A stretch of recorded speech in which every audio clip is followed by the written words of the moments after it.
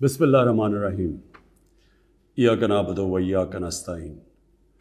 Mr. President, I congratulate you on assuming the presidency of the 76th session of the General Assembly.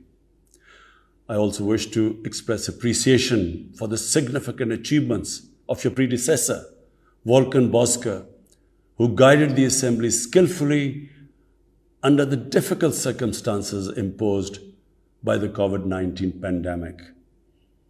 Mr. President, the world is facing triple challenge of the COVID-19, the accompanying economic crisis, and the threats posed by climate change. The virus does not discriminate between nations and people, nor do the catastrophes imposed by uncertain weather patterns. The common threats faced by us today not only expose the fragility of the international system, they also underscore the oneness of humanity. By the grace of Almighty Allah, Pakistan has been successful so far in containing the COVID pandemic. Our collaborated strategy of smart lockdowns helped save lives and livelihoods and kept the economy afloat. Over 15 million families survived through a social protection program of Asas. Mr. President, climate change is one of the primary existential threats that our planet faces today. Pakistan's contribution to global emissions is negligible, yet we are among the 10 most vulnerable countries to the effects of climate change in the world. Being fully aware of our global responsibilities, we have embarked upon game-changing environmental programs, reforesting Pakistan through our 10 billion tree tsunami, preserving natural habitats, switching to renewable energy, removing pollution from our cities, and adapting to the impacts of climate change. To address the triple crisis of COVID pandemic, economic downturn, and climate emergency, we need a comprehensive strategy that should include, number one, vaccine equity. Everyone, everywhere, must be vaccinated against COVID, and as soon as possible. Two, adequate financing must be made available to developing countries. This can be ensured through comprehensive debt restructuring, expanded ODA, redistribution of unutilized SDRs, and allotment of a greater proportion of SDRs to developing countries. And finally, provision of climate finance. Three, we must adopt clear investment strategies which help alleviate poverty, promote job creation, build sustainable infrastructure, and of course, bridge the digital divide. I propose that the Secretary General convene an SDG summit in 2025 to review and accelerate implementation of sustainable development goals. Mr. President, because of the plunder of the developing world by their corrupt ruling elites, the gap between the rich and the poor countries is increasing at an alarming speed. Through this platform, I've been drawing the world's attention towards the scourge of illicit financial flows from developing countries. The Secretary General's high-level panel of financial accountability, transparency, and integrity, called the FACT-I panel, has calculated that a staggering $7 trillion in stolen assets are parked in financial haven destinations. This organized theft and illegal transfer of assets has profound consequences for the developing nations. It depletes their already meager resources. accentuates the levels of poverty, especially when laundered money puts pressure on the currency and leads to its devaluation. At the current rate, when the FACTI panel estimates that $1 trillion every year is taken out of the developing world, there will be a mass exodus of economic migrants towards the richer nations. What the East India Company did to India, the crooked ruling elites are doing to the developing world, plundering the wealth and transferring it to Western capitals and offshore tax havens. And Mr. President, retrieving the stolen assets from the developed countries is impossible for poor nations. The rich countries have no incentives or compulsion to return this ill-gotten wealth. And this ill-gotten wealth belongs, remember, to the masses of the developing world. I foresee in the not too distant future, a time will come when the rich countries will be forced to build walls to keep out economic migrants from these poor countries. I fear a few wealthy islands in the sea of poverty will also turn into a global calamity like climate change. The General Assembly must take steps meaningfully to address this deeply disturbing and morally repugnant situation, naming and shaming the haven destinations and developing a comprehensive legal framework to halt and reverse the illicit financial flows are most critical actions to stop this great economic injustice. And at a minimum, the recommendations of the Secretary General's FACTI panel should be fully implemented. Mr. President, Islamophobia is another pernicious phenomenon that we all need to collectively combat. In the aftermath of the 9/11 terrorist attacks, terrorism has been associated with Islam by some quarters.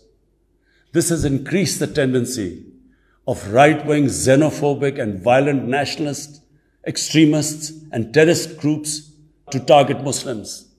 The UN Global Counter-Terrorism Strategy has recognized these emerging threats. We hope the Secretary General's report will focus on these new threats of terrorism posed by Islamophobes and right-wing extremists. I call on the Secretary General to convene a global dialogue on countering the rise of Islamophobia. Our parallel efforts at the same time should be to promote interfaith harmony, and they should continue. Mr. President, the worst and most pervasive form of Islamophobia now rules India.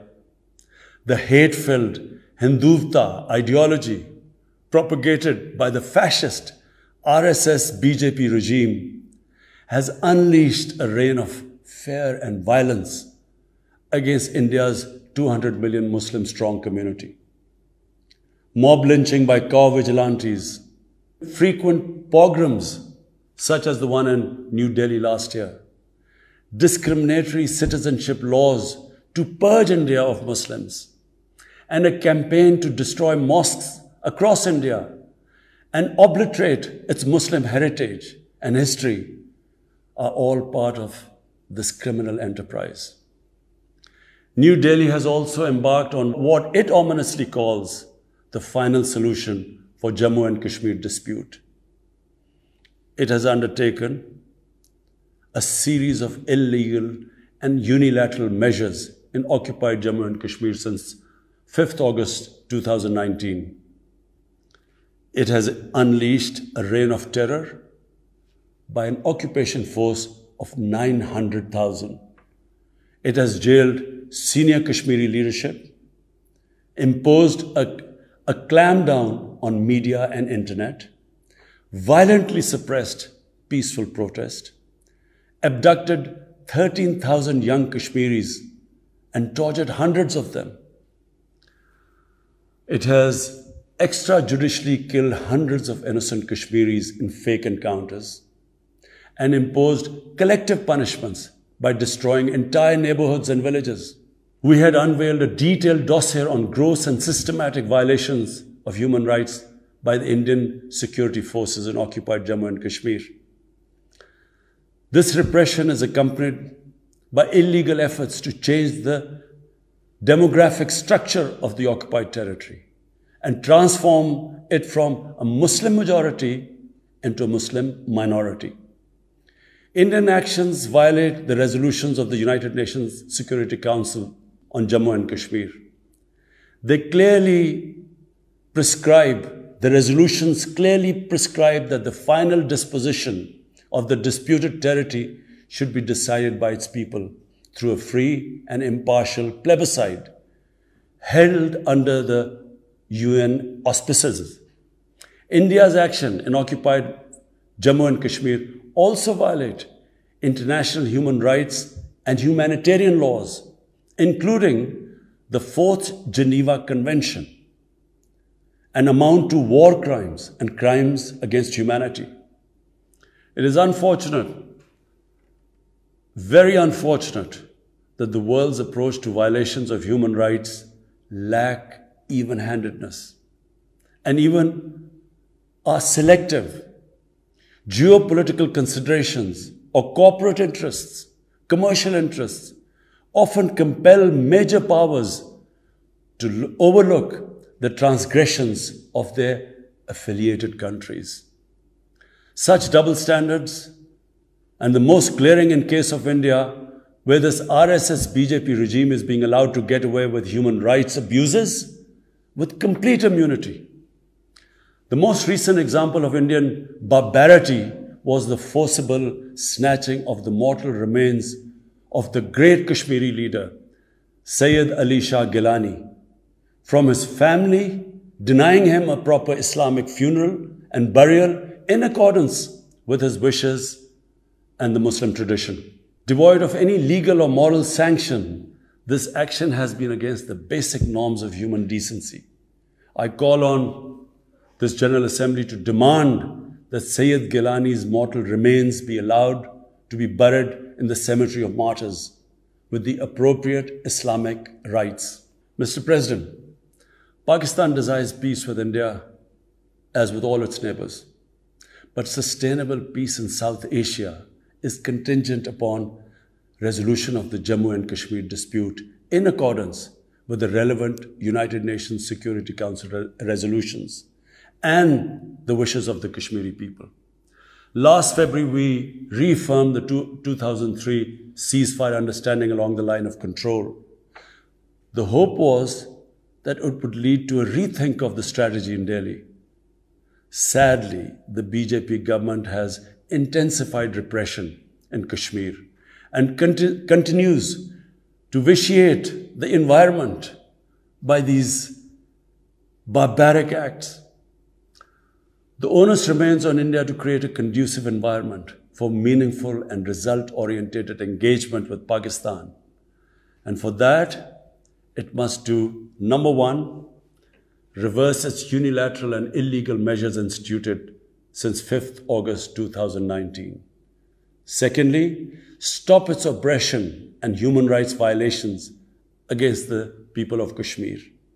And three, halt and reverse the demographic changes in the occupied territory. It is also essential to prevent another conflict between Pakistan and India.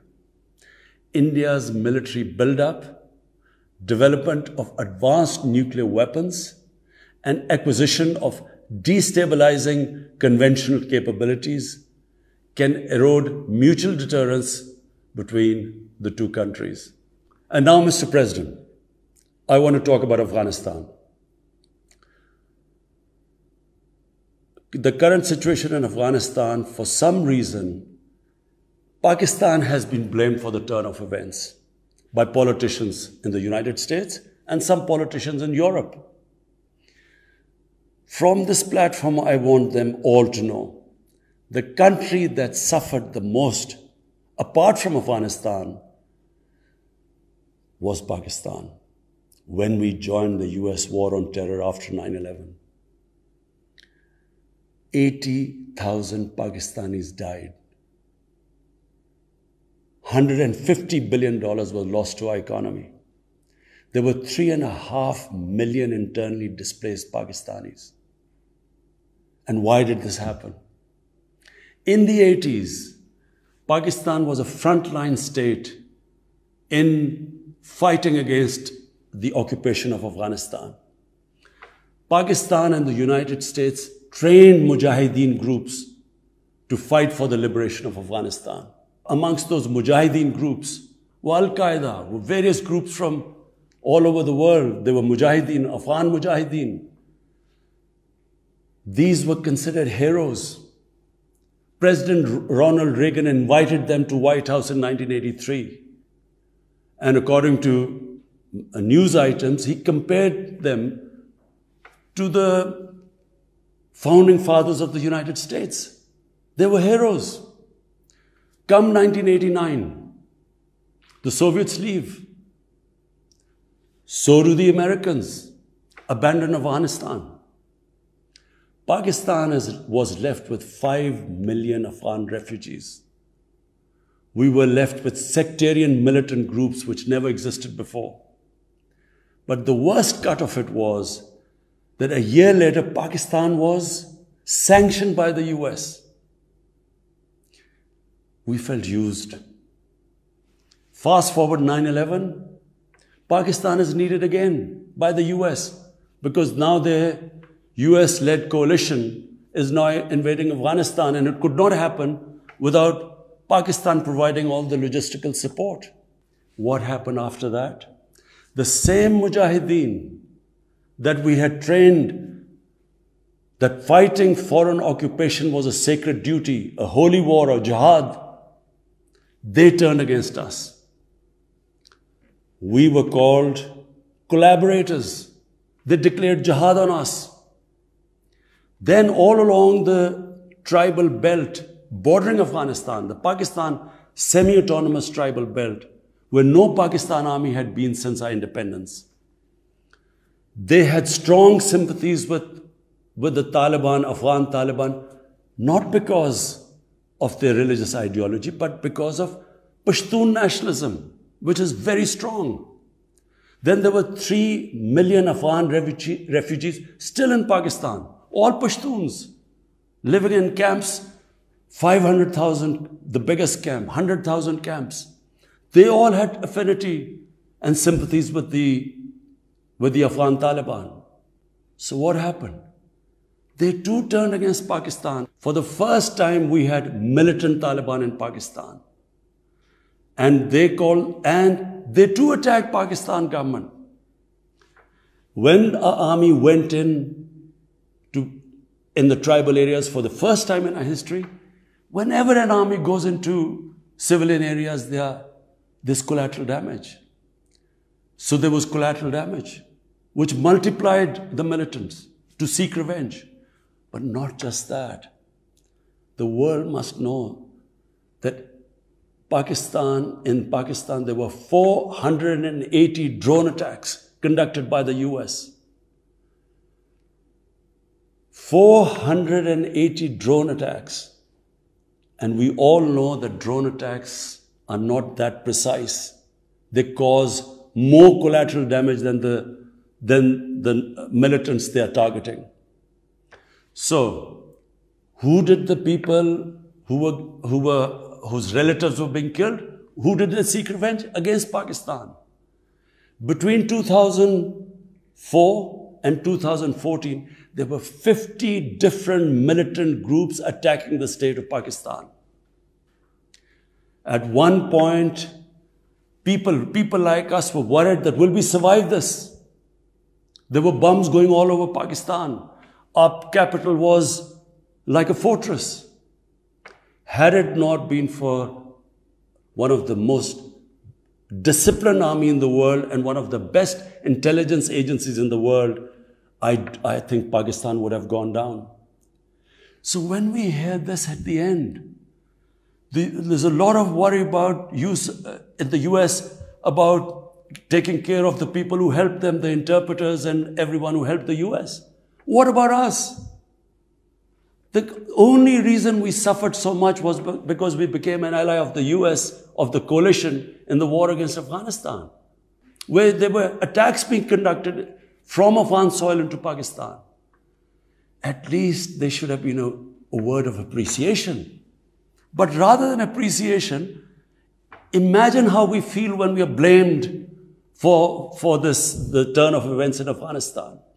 After 2006, it became apparent to everyone who understood Afghanistan's history that there would be no military solution in Afghanistan. I went to the US, I spoke to think tanks, I met at the time Senator Biden, Senator John Kerry, Senator Harry Reid. I tried to explain to them that there would not be any military solution and political settlement was the way to go forward. No one understood then.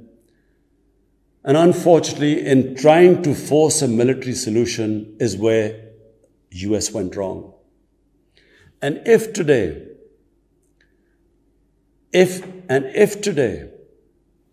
the world needs to know why the Taliban are back in power, all the world has to do is do a deep analysis of why 300,000 well-equipped Afghan army, and remember, Afghans are one of the bravest nations on earth.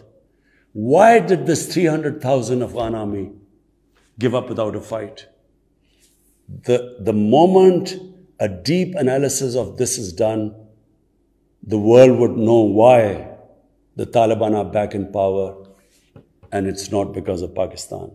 So, Mr. President, right now, the whole world community should think, what is the way ahead?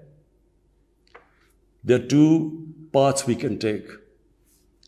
If we neglect Afghanistan right now, according to the UN, half the people of Afghanistan are already vulnerable. And by next year, almost 90% of people in Afghanistan will go below the poverty line. There's a huge humanitarian crisis looming ahead. And this will have serious repercussions, not just for the neighbors of Afghanistan, but it will have repercussions everywhere if a destabilized, a chaotic Afghanistan again becomes a safe haven for international terrorists. The reason why the US came to Afghanistan in the first place. So therefore, there is only one way to go. We must strengthen this current government, stabilize it, for the sake of the people of Afghanistan. What have the Taliban promised?